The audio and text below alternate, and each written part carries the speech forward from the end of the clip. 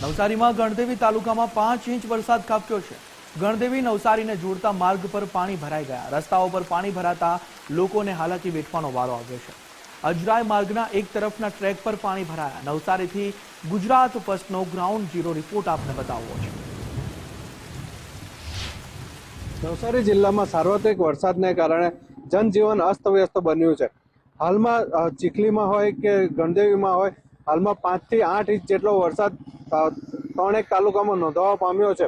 હાલમાં અત્યારે આપણે ઊભા છીએ ગણદેવી નવસારીને જોડતા મુખ્ય માર્ગ પર, જ્યાં મુખ્ય માર્ગ પર પાણી ભરાઈ જવાને કારણે વાહન ચાલકોને મુશ્કેલી પડી રહી છે। જ્યાં એક તરફ એક સાઈડનો માર્ગ બંધ થઈ ગયો છે અને આ પાણી ખેતરમાં જઈ રહ્યું છે, જેના કારણે વાહન વ્યવહાર ખોરવાયો છે અને વાહન ચાલકો બેમાંથી એક સાઈડના માર્ગનો ઉપયોગ કરી રહ્યા છે।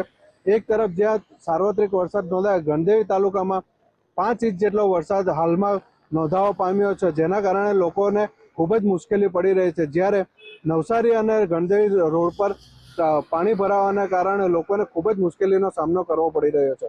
નીલ નાયક, ગુજરાત ફર્સ્ટ ન્યૂઝ, નવસારી।